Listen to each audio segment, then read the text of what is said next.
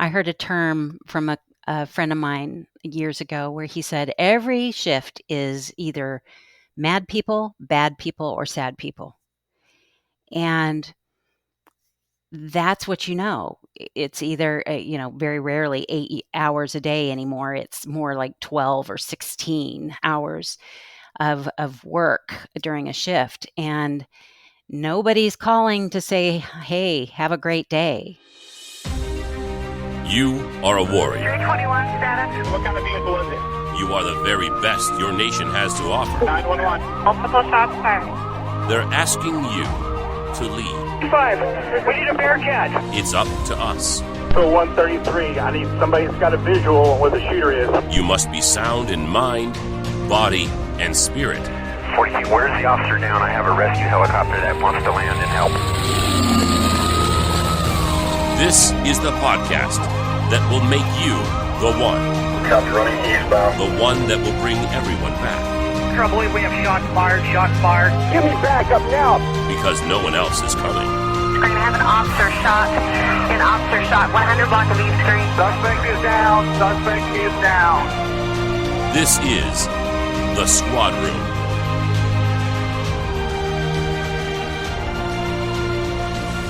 Hello, everyone, and welcome to the Squad Room podcast, where we learn how to serve, strive, and succeed in our challenging career as a first responder. On the show, we cover the tactics and strategies you can use to lead with vision, honor your oath, and take care of your mind and body, and be the one in someone else's time of need.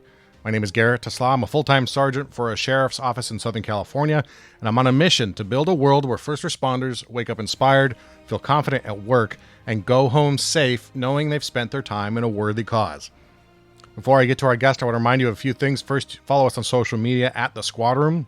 And if you haven't liked our Facebook page, check it out and join our Facebook group. But most importantly, get signed up for our mailing list. People on that list get exclusive access to free resource downloads and other additional information that I only send out to them. I don't put it out on the podcast. I don't put it out on social media. It only goes out to people who sign up for our list, and you can get more at thesquadroom.net. And of course, that includes our Tactical Tuesday list that goes out every Tuesday, which is 3 to 5 topics, things I like, things I think you need to know about that help you get through your week ahead. You can sign up at thesquadroom.net/Tactical Tuesdays. All right, my guest today is Victoria Newman. I've been looking forward to talking to Victoria for a long time. She has so many things going on, but probably best known as an author. She wrote A Chip on My Shoulder, and she's written several other books. A Chip on My Shoulder, How to Love and Support Your Cop. She's also written A Marriage in Progress, Tactical Support for Law Enforcement Relationships. She's co-written other books, and her new book, Facing Evil, A Cop's Story of Murder, Mayhem, and Aftermath, will be coming out soon. So make sure you follow her there. You can check the show notes for all the information about that book. Victoria, she began her journey in law enforcement when her husband, who started as a California Highway Patrol officer, and they were married, and he quickly went up through the ranks.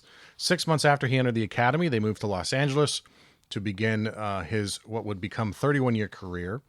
His career included involvement in the Rodney King riots, the Yosemite murders. He got promoted 5 different times, several line-of-duty deaths and suicides, multiple moves all over the state of California, oversaw many critical incidents. He spent 4 years as the commander of the CHP Academy and worked the Stephon Clark protests in Sacramento and the Camp Fire in Northern California. And all through that, Victoria has walked alongside him, providing practical, emotional, and marital support for him and many of the others involved. She has also provided help and support, of course, for other law enforcement families as well. Victoria now also runs, among all the other things she does, she runs howtoloveourcops.org.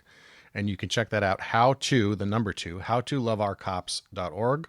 It is a program to help build resilience and restore hope and thrive for officers. It's a fantastic organization dedicated really to the relationship of the husband and wife, or the wife and the husband, whoever the law enforcement officer is, and the other party. And I've been wanting to have the wife perspective on for a long time. And my apologies for saying the wife perspective, because I obviously realize that There are male spouses in that role too, of course, right? But I need, I find it very useful to talk about the spouse role, and honestly, the majority are wives, and Leo wives organizations and that sort of stuff. So anytime I'm talking about this, I do not mean to imply or infer in any shape or way or form that the male spouse to a female cop is any less important or any less impacted by the job. So I'll try to say just spouses, I guess. But the Leo spouse is such a crucial thing, and it's. I know my wife has struggled with my career at times, even though she herself was raised by a cop. When we met, she had no expectation that I was going to be a cop, and it was on I think it was on our first date where I actually told her I was thinking of maybe becoming a cop. And I think she was like, "Oh, great, what did I get myself into?" But there's so much action behind the scenes. There's so much work it takes to put one cop out onto the street.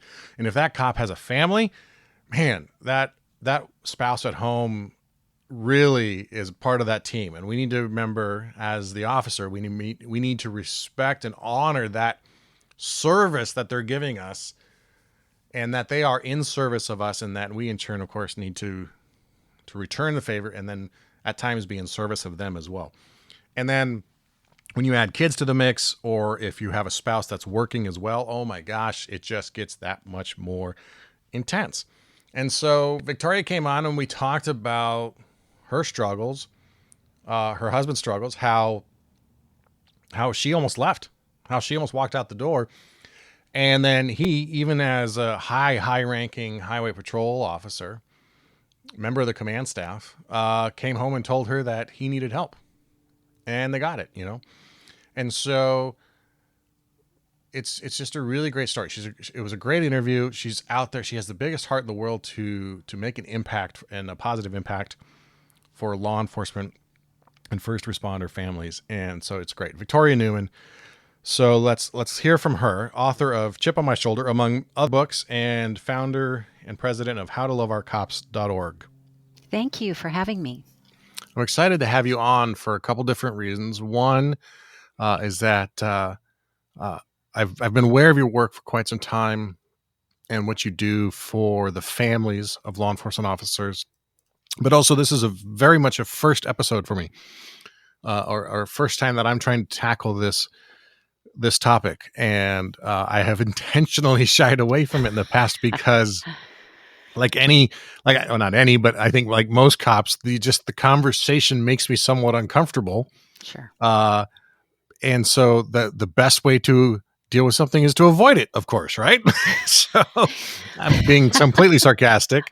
Sure. But it is one of those things that we must dig into. And that is our relationships with our spouses or our significant others. And so that's what we're going to dive into today. I think you are the exact right person for me to have on the show to talk about this. So let's start with that. And let's start with telling everybody about your background and the path that you took in your journey with your husband, who is in law enforcement, to come to the place where you sort of planted your flag in this space of relationships. Well, I don't come from a family of law enforcement people at all. So this whole life has been a learning experience. My husband and I were both in college at the time, and he really was kind of at that indecision of what am I going to do.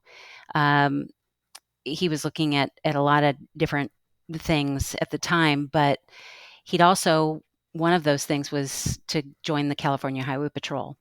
And when we got engaged, that was our first decision, was should I go into the Highway Patrol or not? And we agreed. And so I had no idea at the time what I was getting into.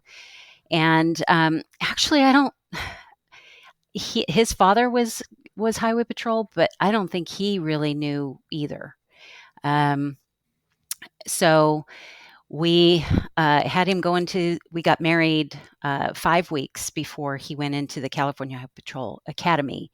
And after he graduated, we moved to LA, and he was a highway patrolman on the streets of LA for, at that point, we stayed down there about 5 years. So I learned right away that something was different.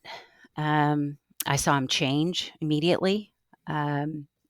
Seeing things that he was seeing really made him agitated when he would come home.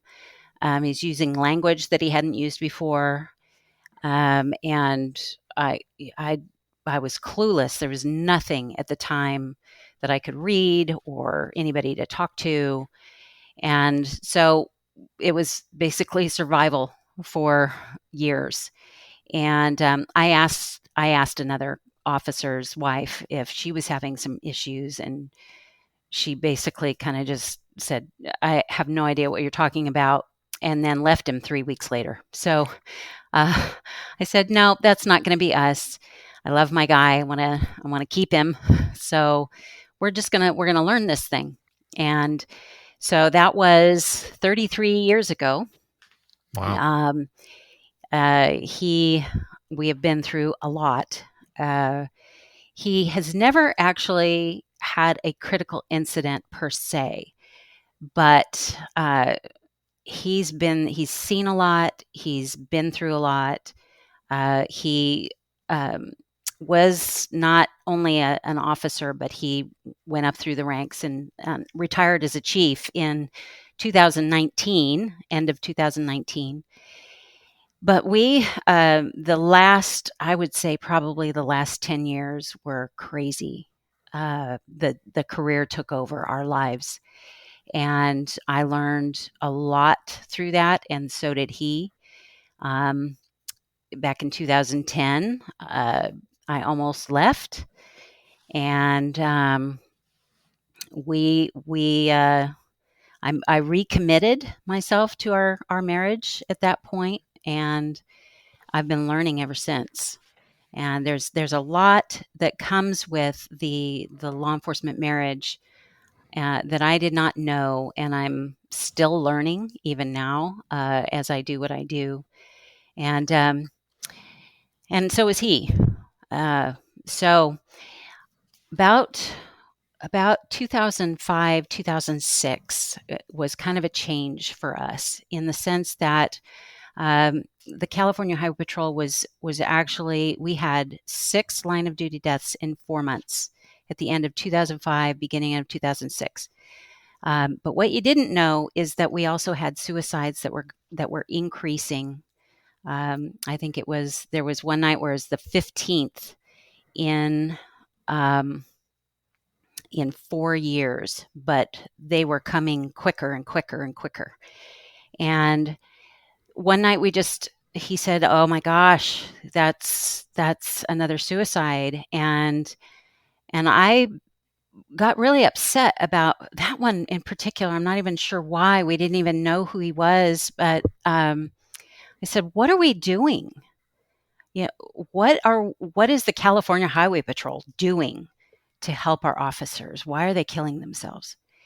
And it's interesting because we started talking about suicide as a department then, but for me, it was, what can I do? And I'm just a spouse, right? I've been on this job with my husband for a long time, been through a lot of stuff, but what can I do? And because I was already a writer of just, different things, I decided to write a book. And so in 2011, it took me a while, but 2011, I released A Chip on My Shoulder. And that book just, it went across the United States, and I started getting letters from spouses and actually officers just telling me that I wrote their story. And yeah.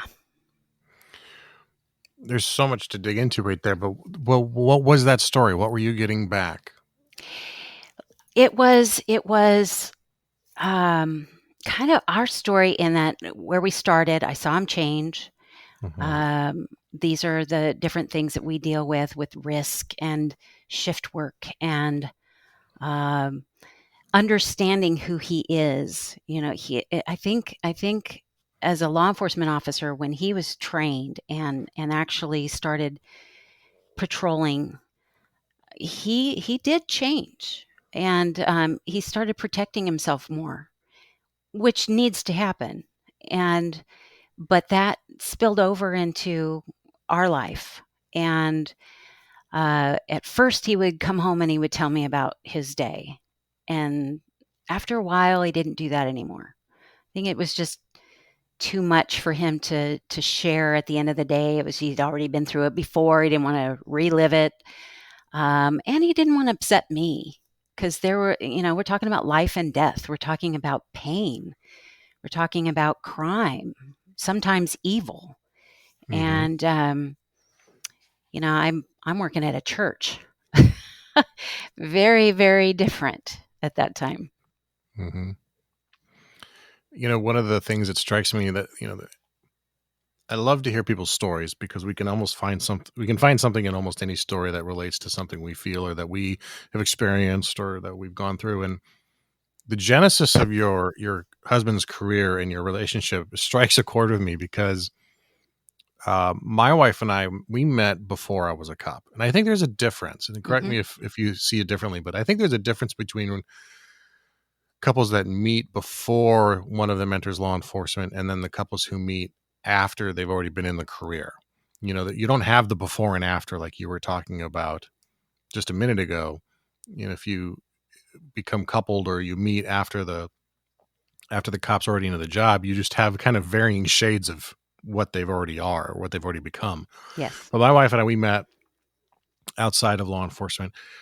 Ironically, her dad was a CHP officer. Oh. And so I think she thought she had a good idea of what to expect, but also would, I think, say in hindsight, being the daughter of a CHP officer or having family law enforcement is completely different than being the spouse of a law enforcement officer.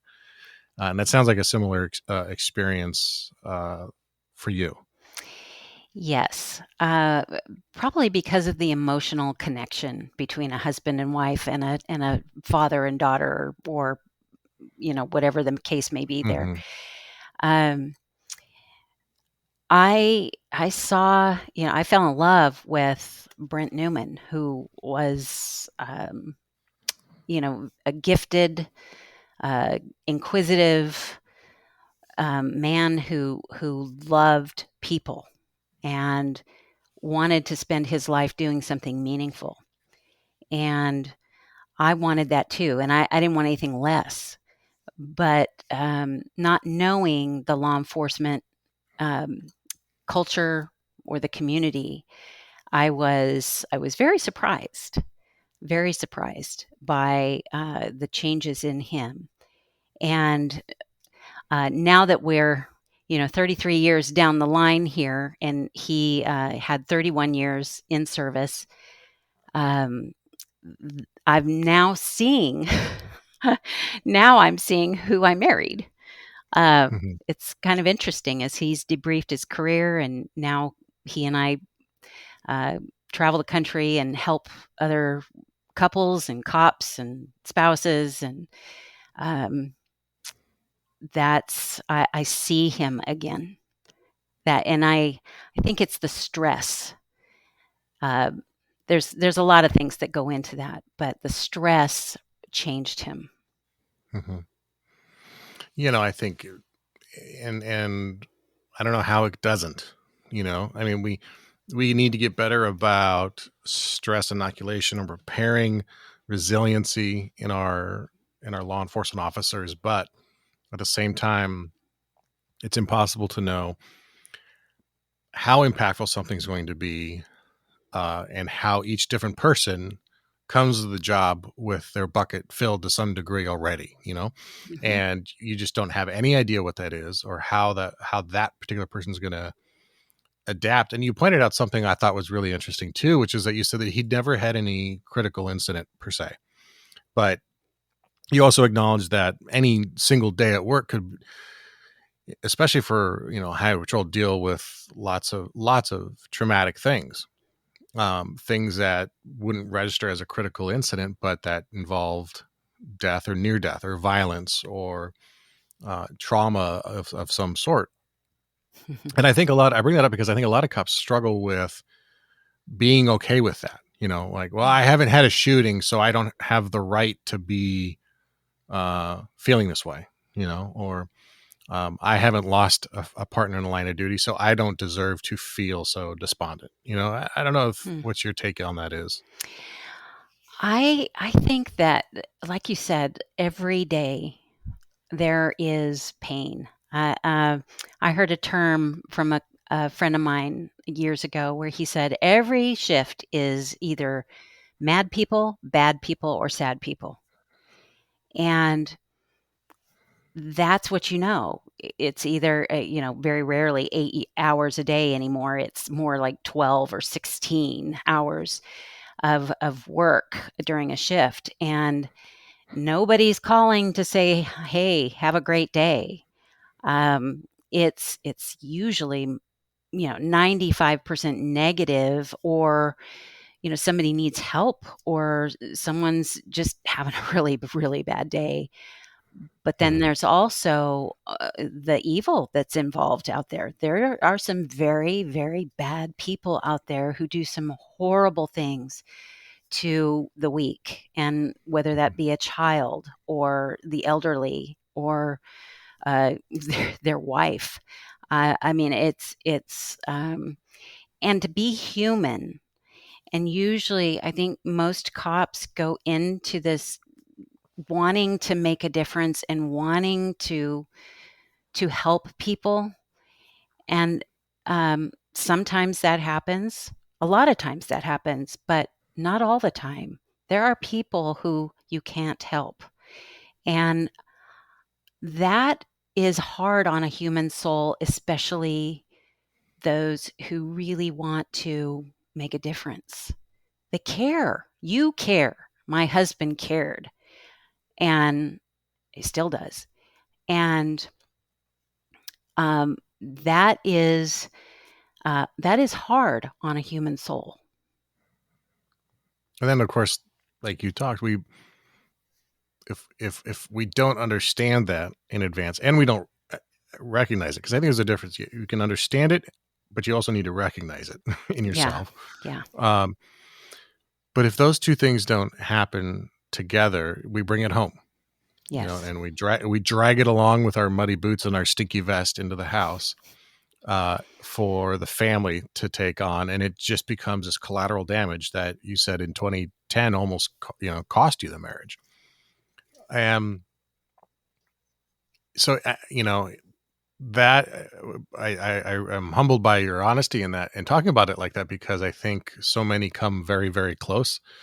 Obviously, divorce rates among cops are sky high already, and for the rest of for the marriages that do survive that period, there is scar tissue involved in being part of a law enforcement family. What are the things, or what are some of the things you would want to go back and tell yourself as a newlywed, or as in those first couple of years of marriage? What are the things you want that version of Victoria to know? Where to begin? This is a long format podcast, so you can take all the time you want. I think that I would tell myself, educate yourself. I knew instinctively that something was different immediately, but I didn't know what it was. And I didn't know how to handle that.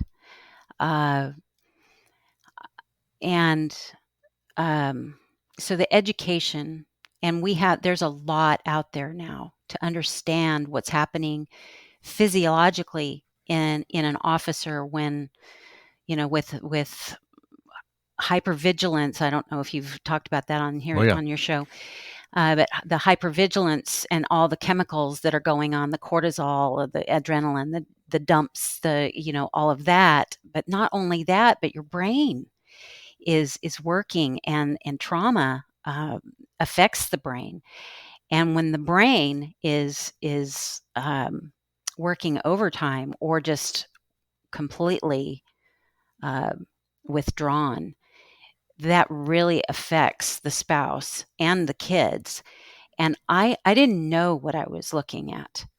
I didn't know that there was trauma going on there. I had no idea. So what I did know is that he was coming home and he was being an ass.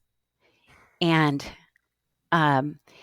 so there's that. So, I want to fight back or I want to withdraw. And I've done both in our relationship.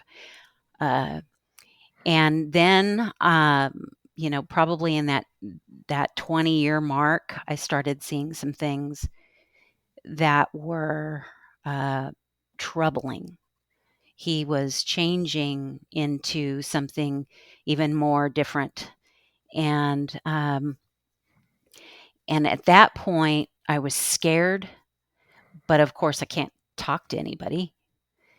But I would tell my younger self that you definitely need to talk to somebody, and you definitely need to find out what's going on, so that I can help him. See, I think, get on my soapbox here for a little bit. I think that spouses are the greatest asset, or significant others. Okay, I'm including everybody in this. Mm-hmm. That we are the greatest asset that a cop has, because we see what's going on. We know you and we love you. And yet a lot of us don't even understand what's going on. Mm-hmm. And so we respond to what we know, and that's not always the best. And then we go into a cycle. And we definitely have done that, been through those cycles of in those seasons of just when the job is just incredibly stressful or incredibly hurtful. So my husband hasn't been in a shooting, but he has been in some very difficult things in his career. And I did not respond well, and neither did he. And so looking back, I wish that I knew what I know now. That not everything was a relational deal, that it was physiological changes that are happening within him, and emotional changes that are happening within him, and they are survival mechanisms that our bodies are equipped to deal with the crap that he's constantly dealing with at work. So and that's kind of where I start with, now that we come alongside and we mentor couples. A lot of times you get that straight, and when you understand, education and empathy, I think goes a long way in a marriage when there are those difficult seasons. I would like to explore, you call it both a cycle or a season, these cycles that you would go through. Can you go a little deeper into that? Because I think people are going to recognize those things in their own life and understand, that there's a relationship there. Can we talk about that a little bit? Sure. For us in the early years, he loved what he did. He'd come home and he'd tell me fun stories. He wouldn't always tell me the hard stories. And, I was so proud of, who he is. Thought he was sexy in his uniform. I mean, of course, right? But after a while, when he'd been on for a while, and then I'd see, more anger, or I'd see frustration, or the stress. It'd be there, and then it wouldn't. For a while for me, it would be, let's hunker down until we're better. And after a while, that wasn't really doing it for me anymore. So when we I tell a sandcastle story in my book, and it's when I was sitting on a beach and in watching this sandcastle that somebody had built, an amazing sandcastle. And I'm watching this sandcastle being washed away by the incoming tide. And what was going on at that time was he was unbelievably stressed, unbelievably withdrawn, and he was not being kind to me or the kids. And I felt like we were in the same room, but we were miles apart. And I was getting really sick of it. And my patience had worn thin, and he wasn't responding to my questions, my communication as to how I was feeling. And so then I started going down this cycle of, I don't need this. Well, I don't deserve this. Well, if I just leave, then maybe I can find somebody else who doesn't do this. Or, and those kinds of thoughts creep in. And so when I'm sitting on the beach watching this sandcastle wash away, I realized that I had a choice to make, whether to go or stay. And going would be painful in the sense that here's this sandcastle being washed away and there's nothing left of it. And I didn't want that. I didn't want all of the years that we had loved and lived and raised 4 children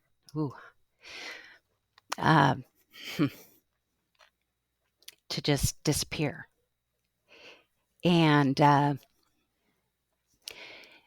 if I stayed, there was no guarantee that he was going to get any better, because I thought that I had communicated and he wasn't listening, that he wasn't able to listen. And so because I saw the sandcastle go away, I didn't want that. And that's what I didn't want most. So I recommitted myself to it. And I said, I'm not going. I'm in this to the end.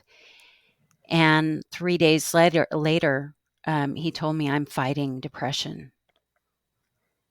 And then I'm like, okay, this isn't about me, but I can help, and I can support, and I can be there for him. And that's what happened. And that was, let's see, what is this, 2021? That was 11 years ago. And we have the most unbelievable marriage now. All those years of wonderful, companionship and vacations and family moments and beauty in our relationship that I would have missed had I said, I'm out. And so in that sense, that was a season that was very difficult. And I'm so glad that, it came around and things got better. And we've had a couple more hard ones since then, some that were even harder than then, but we worked through it, and we grew in character and in intimacy through it.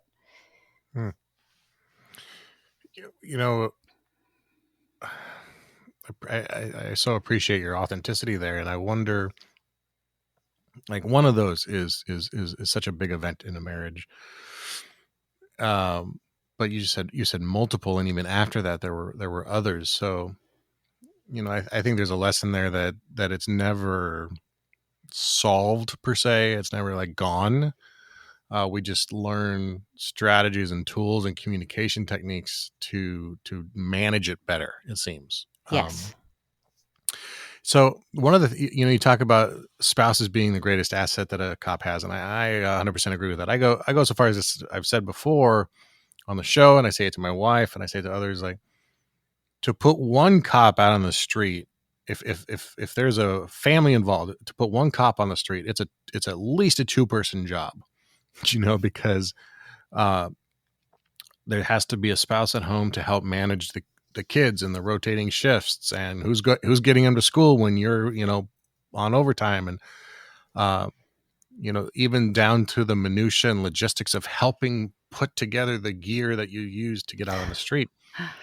So the spouse becomes such like the team manager, and we all have a team of people around us, and when I go to work, and I have a boss who's part of my team who helps guide, lead, and mentor me. I have a training officer who helps make sure that my firearms training is up to par, and that I can shoot. And I have an arrest and control instructor who makes sure my hand to hand is, I have these people on my team, and then I have my physical therapist maybe, or my therapist, or, any of those things. But we often forget about the team that needs to be surrounding our spouse. And I know that I do that, and so I'm curious about who is on your team, or who, when you realized things were pretty dire, who were the people that you recruited to your team? Well, early on, because I didn't know any better, I mean, I did not hang out with very, very many law enforcement people at all. And I think that kind of kept me in the dark for a while. Wonderful people, wonderful friends, work. I worked for many years before we had kids, and those work relationships were awesome. I worked with many people who were older than me, and then there was a pastor and his wife who they just really liked Brent and I, so we did stuff with them as kind of a mentor couple, and they stayed on with us for years and years, and that was really great. My mom was someone who I would call and talk to, and she is a dark hole, so to speak, where anything I say is not going anywhere. And so she, to this day, is probably the one person who I can tell everything to. And so she's continuously been with me. And then, as our kids got older, well, before I say that, after a while, we started hanging out with other cops and their wives. And that's when I realized, oh, I'm not the only one. Okay. So you're feeling some of the same things that I'm feeling, and you're going through some of the same things that I'm going through. Okay. Whoa, that's interesting. And I think I hear a lot about this because there are a lot of officers who do not want their spouses to be involved any way, shape, or form with their job. And I get that. But there's so much more there to learn. And as we learn, education, knowledge, and empathy is power. Knowledge is power.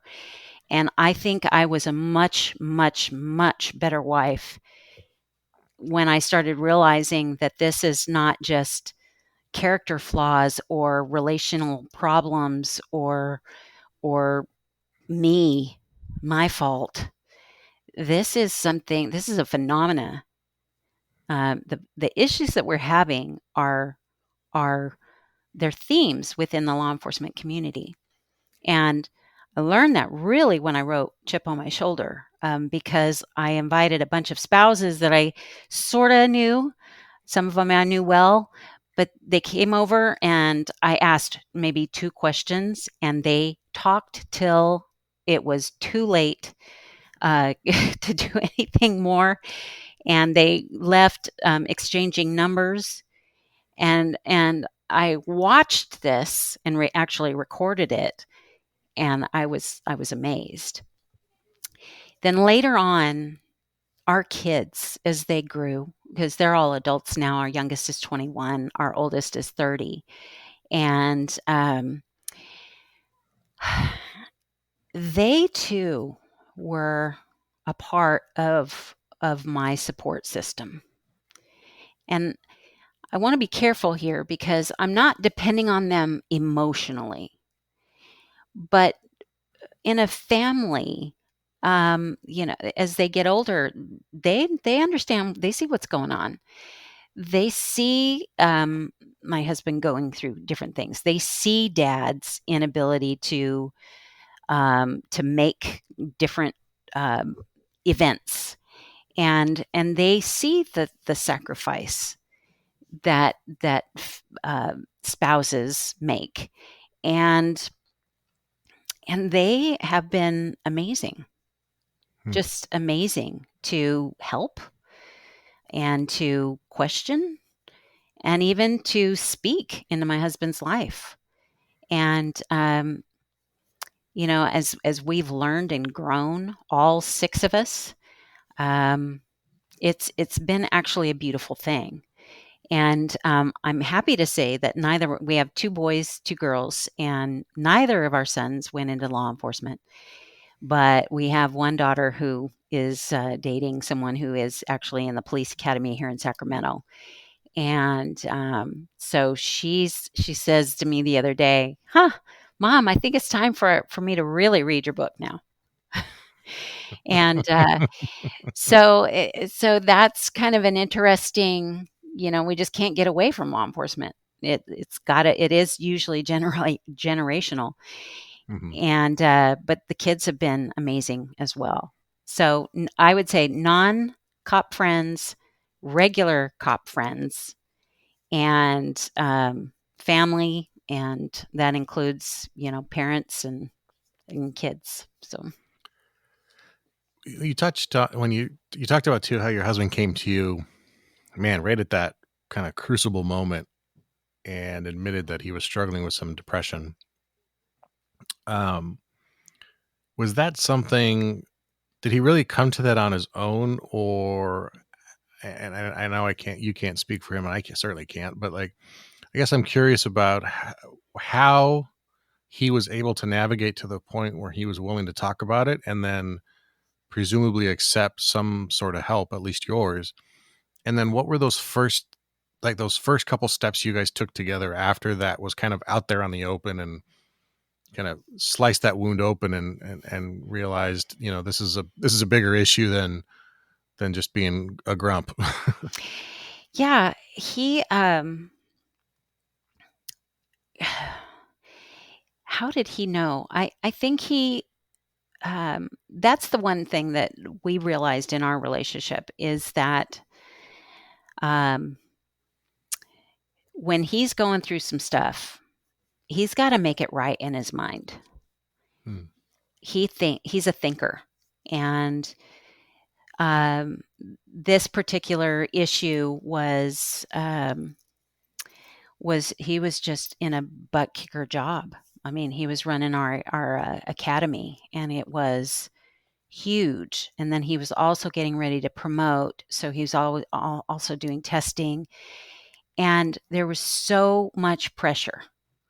It was also during California's furlough Fridays, and he's running in the largest classes that the California Highway Patrol was putting through the academy. And the issues, it was like running a small city, really. I think he had at one point, he had almost 500 cadets in there. And it was unbelievably tricky. And so he's firing on all pistons for years. And we had another rash of line of duty deaths through that time, and the academy is involved with that. So there's grief, there's pressure, there's stress, there's political things that are going on. And for him, I think he was just to the point of where he's spent. And so for him, I think he realized, this is what I'm fighting. I am fighting a feeling of depression. Like I'm just, and I look back on that and I think there was a lot of fatigue going on. I think he was just really, really tired. So when he comes to me and he says, I'm fighting depression, I just made myself available to listen more. And I made sure the house was extra clean because those things matter to him. Now, for somebody else, it might look different. Um, but he started talking to me at that point. A lot of times because he can't talk to anybody else. Right. As he's, at a captain level at that point, and then he's going into the chief's stuff and it gets highly political. And so he's talking to me. And um, we, I'm looking back and I'm just going, you know what, we survived. I didn't even know what to do at that point, but I did make sure that I made our home as clean as possible, that the kids were taken care of, that he was fed well, that he was, his needs were met, and that I made myself available to listen. That's all I could do at that point. Now, I would say he needed to be, not just a kiss at the door when he gets home. He needs a drink of water. He needs a big old thing of water to help flush all of those um, hormones, cortisol and all that stuff. He needs more and more water. Um, I would have taken him on walks. Say, hey, let's just go for a walk, and let's bring that depression level up. Because in the hypervigilance cycle, he is on high alert, and even at home because he's on the phone all the time. So I would have gotten us away, just even for a day, in and taken a hike up near Tahoe or something. That would have been something that would have been just really soothed his soul, just getting away from the hustle and bustle, somewhere where he can't get on his phone. But so again, we were in survival mode. Now I know more. Yeah. Does that answer your question? Yeah, no, absolutely. So what that brings me to then is, I think anything that a cop with any amount of time on is that confrontation they end up having with their spouse, where the spouse, in some degree, whether it's I'm leaving, or you've changed, or what's wrong with you, or why can't you be like you used to be, or there's a dozen different ways that question could go. That's I think almost, I'm not going to say every, of course, but I think almost every cop I've ever talked to has had that question put to them in some manner by their spouse or significant other. What's wrong? Why are you changed? You're different. Why are you so angry? All those questions. So I'm curious about, for the loved ones of a law enforcement officer, and they're seeing the job affect their attitude and behavior. How do you confront them? Because you don't want to be a pushover, and you can't live your life in fear of this other person who's angry all the time. But if you come at it wrong, they could end up shutting down even further. And I always think of it through the lens of, like if you're sitting across, you guys do couples counseling together, you mentioned, or coaching, you're sitting across from a couple who's about to get married, and you're trying to walk them down that 10-year path.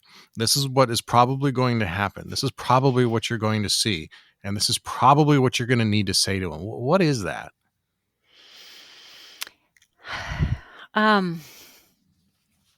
There's a number of ways, actually. The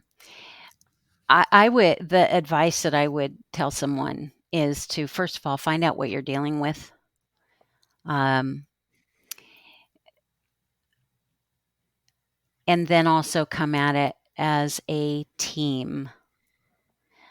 I think a lot of times this job can really drive a wedge of difference in between two people.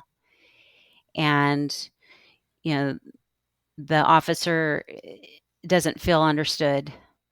There's a lot of times he doesn't even know what he's feeling. He's just trying to survive and he feels incredibly overwhelmed. And that's even without critical incidents, which for cops today, I think if you don't have a critical incident, I mean, you're incredibly blessed and lucky because it's happening more and more. But that stress, it really takes a toll on the way that you think and the way that you communicate, or you think that you communicated when you really didn't. that one especially. Yeah. Well, and not only can sometimes maybe your words come out and be completely misunderstood or misrepresented, but there's a lot of forgetfulness that happens. You know, I would swear up and down that my husband and I would talk about something and he would have no recollection at all. And I'm laughing because that is so my experience. I can't remember where I put my keys, much less what we talked about or what the plans were for the weekend or anything. So sorry to interrupt you, but I was just chuckling No. along because I was like, that's absolutely my life. Or my wife will ask me a question, and then a couple minutes later we'll be like, "So do you have an answer for me?" And I'm like, "What are you talking about? I answered when you asked the question." Say, "No, you didn't. You didn't say a word. Your mouth was shut." But in my head, I'd moved on, or I apparently either even ignored the question. It's like. So I'm laughing because I think there's, like, as you said, like when you started talking to other law spouses, like these are such common issues, right? Like yes. the fact that you and I have only known each other now for 47 minutes and we are sharing some of the exact same experiences because of the fact that your husband and I both share a line of work and really nothing else. That should be, I guess, it should be reassuring to people that there's a reason, Yes. and that there's at least a path, but also it should be a wake-up call to people that this is so common. Yes. So I'm sorry to interrupt you No, when you're talking about how to it's all good. navigate a younger couple, but I just wanted to touch on that. Yeah. Yes. And I think as a team, well, okay, I was saying that separation, there's coming from totally different worlds sometimes. And, your give a shit stick is huge and mine is very little. And, you're getting upset at very large things and I'm getting upset at very small things seemingly. And, there's just a real disconnect. So in that disconnect, it seems like we become adversarial. That can tend to be what we do is, look, you don't understand where I'm coming from. Well, you don't understand where I'm coming from. And it's just this adversarial thing where I need you to know where I'm coming from. Well, I need you to know where I'm coming from. And it's just like, instead of working together as a team, we turn inward against each other. And I have seen that so much in my own marriage, but not just that, but in just about every marriage. And so that team aspect, that team perspective, saying, look, I am in this with you. I don't know what's happening. I don't know why you're doing this, but I want to. And then I'm not sure how I'm going to react, but I want to react in a helpful way. And I may goof up here and there, but I'm willing to learn. because we're in this together. We're committed. We love each other, and we want to make this work. And we both want. I mean, I want you to be healthy. I want you to make this till we can get out of this career and then enjoy your pension. Enjoy life and go do the things that we haven't been able to do. And that is a very humble, sometimes, eating humble pie, and a very kind of asking for grace in all of that. Of just, look, I don't know the answers, but I want to find them together. That is the way, that the best way, I think, to come at a confrontation. The other thing that I would say about that is there are a lot of officers who, when there is a conflict, they are trained to win that conflict. It just goes with the training. And so if you're looking at conflict as a way to win or to make it go away,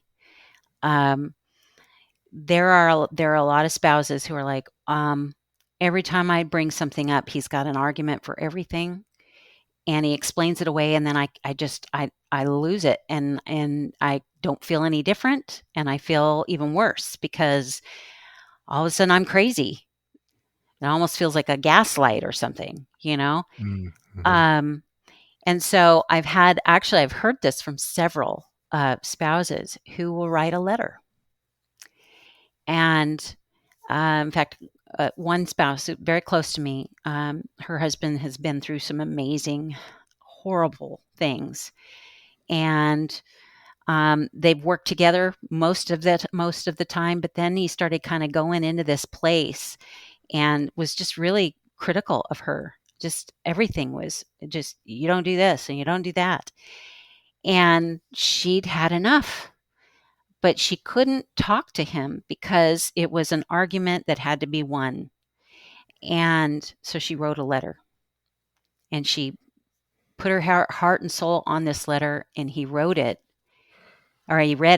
And it was one of those wake up calls that he's like, is this what she sees? It was one of those ways that he wasn't going to argue with it. He had to read it, and then he thought about it, and that has been a real eye opener for him, and a conduit to change. And they're back on track again. So I've heard that a lot.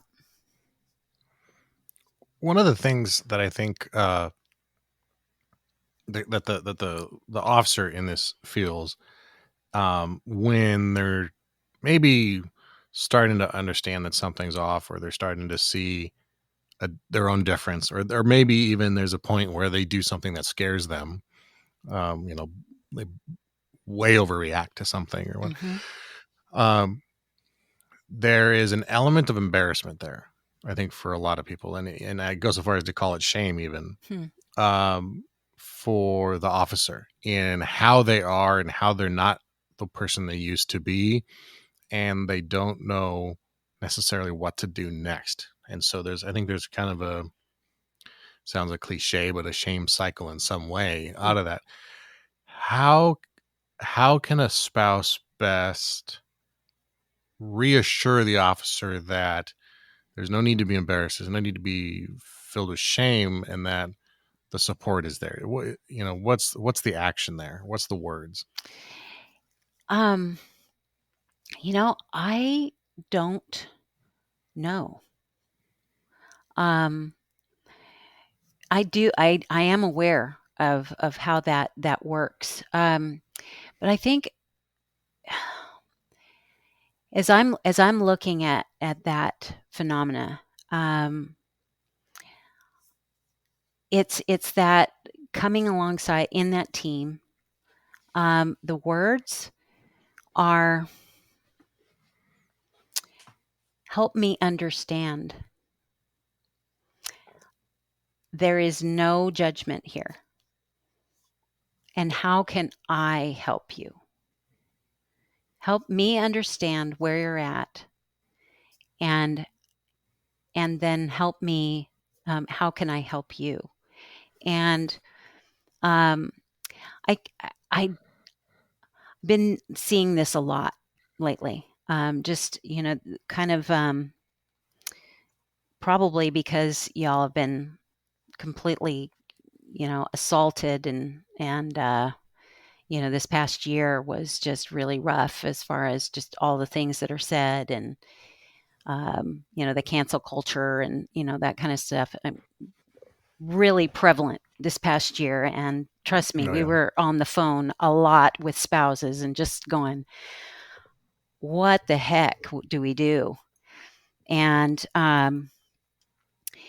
in that, there's just got to be that encouragement, because the fact is that we really do are motivated by that love that we have, that relationship that we have with you, and coming at that, we don't want shame. We don't, and I mean, I think the officer is responsible for that in some ways, but then their spouses and the way that they come across, it's not an accusatory thing, which usually that's the way it comes out, because we don't understand what we're seeing. And so I go back to, we got to know what we're dealing with. There's physiological things that are going on. There's the brain activity that's going on. There's the human side, the baggage that you had mentioned earlier in the podcast, the baggage that you've already brought with you, and the way that we, some people are going to be more apt to feel shame, and but for another person, other than not being accusatory and coming at it with a team aspect, I'm just not sure. I think you'd answered the question right, or I don't know if there's a right question. That's not the way to say it, or right answer. I mean, but like, what struck me about your answer there is you're asking the person to describe where they're at, and you're not demanding that they come to where you are. So often like, the way to solve a problem is we go to the person, you meet them where they're at, not where you want them to be. Yes. And to address the concern or address the issue from where they're at, not where you want them to be. Like, same as if I'm on patrol and I'm talking to an addict, I can't address them as a clean person who's had 30 years sober, because that's not where they're at. That might be where I want them, but that's not where they're at. I need to meet them where they are, which is struggling with the addiction. Yeah. And I think you just hit it on the head there, where we have less hurdles in front of us when the people who want to help us and truly do want to help us come and find us where we're at, not demand to meet them where they are, if that makes sense. Yeah. The last question I have for you, last point of discussion anyway, this multiple questions might come out of this, but there's always so much emphasis on the spouse supporting the Leo, the cop. And there's lots of social media that are wonderful spouses, promoting or supporting law enforcement and their cops. Obviously, it's typically husbands, but could be anybody. Active Leo wives organizations around the country that get together to, organize and raise funds or to socialize, all under the premise of being a supporter of the cop that goes out on the street. But I remember, and one of the things from my own career that I look back on is, new to the job, wanted to go out and work every opportunity I could, because it was so exciting, right? And having to navigate now slowly, like getting married, then having a young kid at home, and my wife has always worked through our relationship as well. So she's got her own career ambitions and trying to balance those things. And, now I'm on night shift, and then maybe there's like, for us, lots of wildland fires. And so you're gone for, an extended period of time doing evacuations or traffic or whatever it is. And being so taxed from that I didn't realize it at the time, but I wasn't giving any support in those ways to my spouse, my wife. And, so I'm wondering, what are the, sometimes we, the cop, are just so taxed, so done, so mentally drained that we don't have a whole lot of aptitude for anything big. But what are the simple things we can be doing to make sure that our wives or our spouses know that we see them and that we understand that they're in this fight with us? Number one thing is appreciation. It doesn't take much energy just to say, thank you. I really appreciate how you take care of things when I'm not around. That will go 10 miles.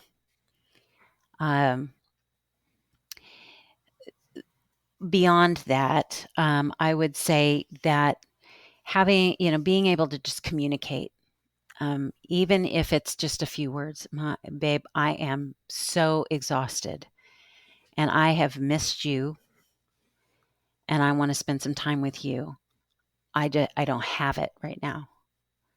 So can I, just talking that way of just a few words of wherever you are, of just saying, this is me. I have been working, and we understand that. We really do. And even though, there's a lot of spouses who are working, not all spouses stay home with the kids. In fact, probably more and more spouses are having to work as well. Oh, yeah. And so, but it's inevitable, usually, at least this is what I'm hearing from all kinds of spouses everywhere, that even though they're working full time, they're the ones who take off work in order to, if a kid is sick or something happens, and they're the ones who will take it off instead of the officer.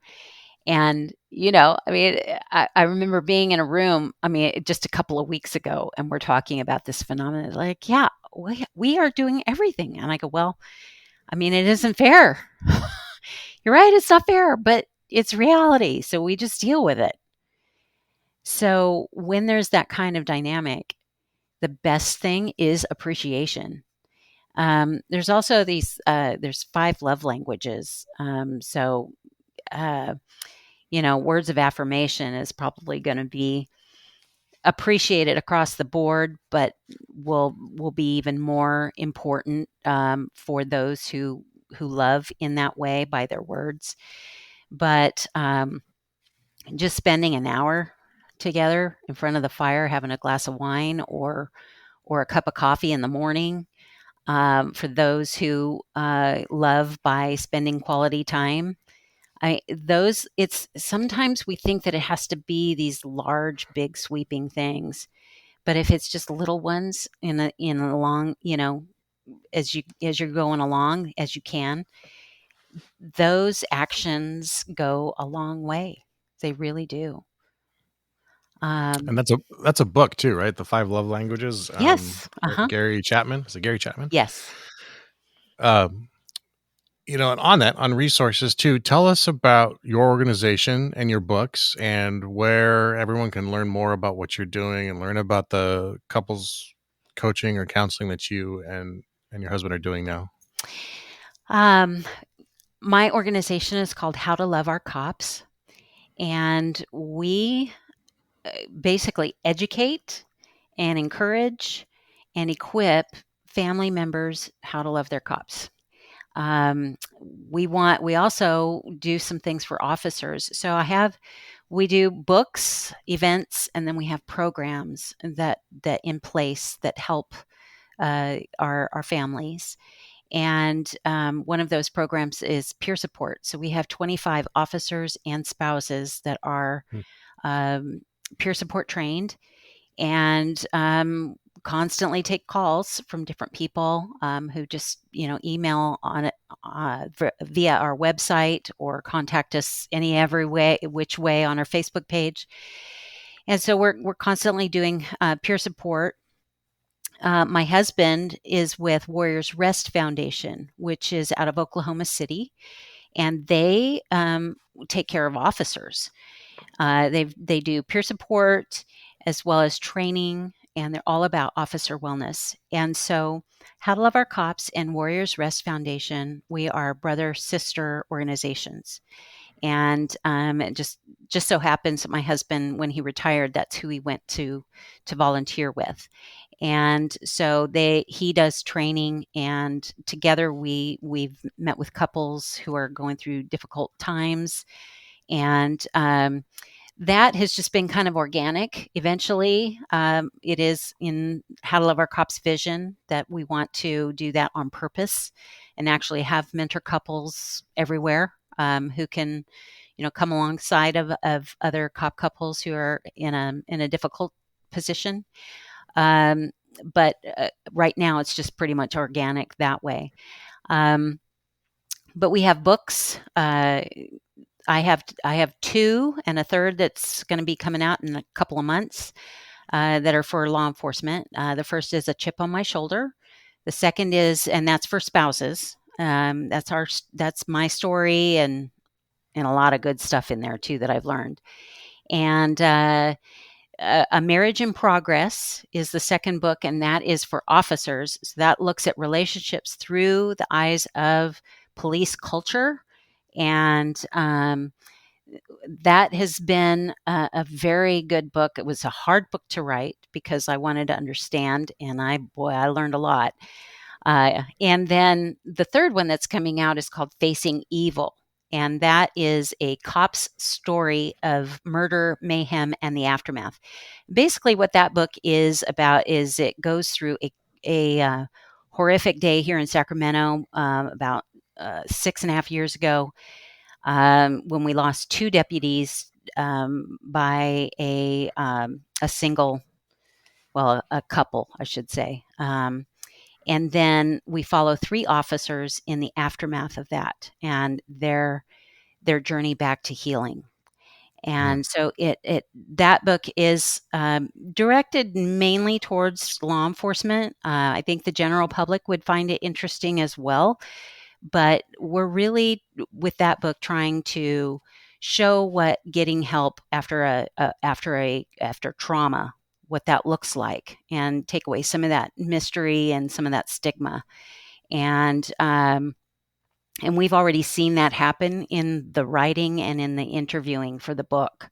We've already seen some couples reunite and people getting help. I mean, it's just been amazing. So those are that's what we've got, and we're busy.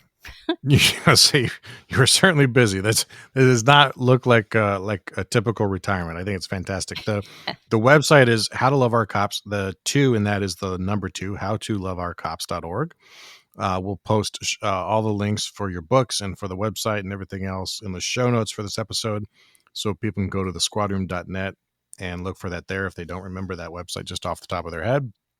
Victoria, thank you so much for being with me today. I knew this was going to be a great conversation about a potentially awkward or uncomfortable topic, but also one that is, as a guy who's going to celebrate 15 years this year, 16 years,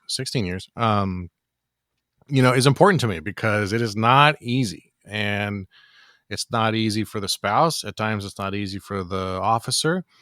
No marriage is a piece of cake, but when you join up, when you decide to commit to living a life with a law enforcement officer, you definitely bring with it some challenges that few other kinds of families will ever face. And it's hard to get that out in the open and talk about it, and then normalize it in the way that we're trying to do today. Well, the thing that encourages me the most, I think, is I'm seeing the newer generation of officers who are coming in, and I guess I count myself on the on the older end of that. But at this point, I'm watching the new guys and new girls and gals and men and women come in to the job, who are now in their early to mid 20s, and the relationships they're building, but also how they're managing the stress of the job to begin with. They're not doing the choir practice that used to happen in the older shifts. They're not doing as much of the destructive behavior because they're taking a very proactive approach to their own health already. Yeah. That they know about a lot of these things and a lot about these triggers because they're open to learning about them. And so I'm hopeful and optimistic that as we age out and as the new generation begins to take over more and more, these things become normalized. Healthy coping mechanisms are reinforced versus the negative ones. And these kinds of conversations happen as easily in the briefing room as they do behind closed doors in a couple's bedroom, Yes. But it starts with organizations like yours. So thank you for being here today. Victoria Newman, howtoloveourcops.org. Thank you so much. It's been a wonderful conversation. And thank you for having me. This has been a really good conversation. All right. Thanks for listening to this episode with Victoria Newman. If you got something out of this, please consider leaving a review. Consider sharing this episode with someone you know, love, or trust, or know that needs to hear some of this information. We need your help spreading the word about this show. Everything Victoria does comes with so much open heart and love, and I just really appreciate her time. Really enjoyed talking to her. It's been honestly years in the making, trying to get schedules to line up and to get her attention, and it's worked, and I was so glad to spend that hour with her.